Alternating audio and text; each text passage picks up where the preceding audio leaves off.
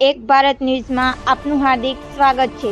ધૂંટા વિદ્યાર્થીનો video થયો social મીડિયામાં viral. પ્રાથમિક શાળામાં પ્રાર્થના સમયે રેગડી વાગી રહી છે। રેગડીની ધૂન પર ધૂણી રહ્યો છે વિદ્યાર્થી। આસપાસ અન્ય વિદ્યાર્થીઓ અને શિક્ષકો જોવા મળી રહ્યા છે વાયરલ વિડીયોમાં। એક તરફ બનાસકાંઠાના સાંસદ ગેનીબેન ઠાકોર આ અંધશ્રદ્ધા અને ભુવાજીઓથી દૂર રહેવા કરી રહ્યા હતા અપીલ। બીજી બાજુ પાયાનું શિક્ષણ મેળવતા કોમળ વયના વિદ્યાર્થીઓને પ્રાર્થના સમયે રેગડી ધૂન પર ધૂણવાનું શીખવવામાં આવે પ્રાથમિક શાળાઓમાં। શું આવી રીતે ભણશે ગુજરાત? તે એક મોટો પ્રશ્ન આ વિડીયો પરથી।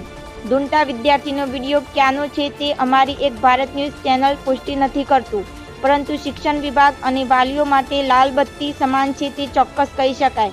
ધૂંટા વિદ્યાર્થીનો વિડીયો ગઈકાલથી થઈ રહ્યો છે વાયરલ, સોશિયલ મીડિયામાં વાયરલ।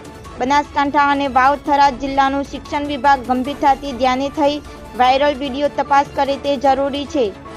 અહેવાલ પ્રધાનજી ઠાકોર। આખી દુનિયાને દશામાં ના નડે અને આપણાને નડે, બરોબર? એટલે આ દશામાનાથી વર્તો કરીને ઘરેથી દશા બેહાડવાની પ્રથા છે એ કોઈ પણ બેન દીકરીએ દશામાના વર્ત હવે કરવાના નહીં। અને જેને દશામાં નડે એ બધા માને મારે અહીંયા મેલ દીધો, હું એકલી ગાડી ફેરું છું, દશામાં મારા ભેગા ગાડી ભરશે અને નડે તો મને નડે, તમને કોઈ નડશે નહીં, બરોબર ને? પછી આ ભુવાનું ને એનું રહ્યું ને એ કટુર મારું છે, પણ મહેરબાની કરીને કોઈ ભુવામાં ફસાતા નહીં। તમારું જે કર્મ છે એનું ઈ જ અગત્યનું છે।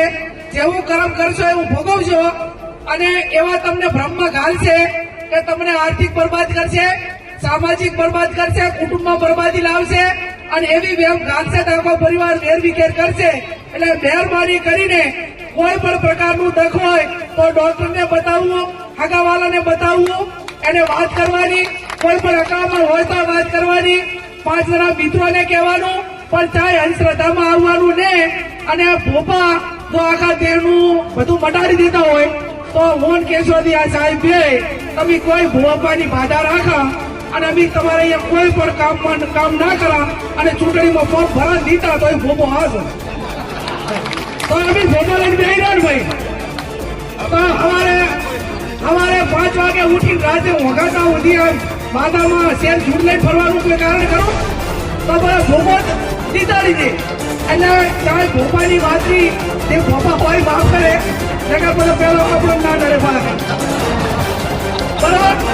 એટલે આ માત્ર ભ્રમો છે, માત્ર કમાણી અને સાધન છે, ખોટા રસ્તા છે, લોકોની માનસિકતા એની અંદર કેટલી છે, એની મગજની કેપેસિટી કેટલી છે એ નક્કી કરીને ભ્રમમાં ગાલતા હોય છે।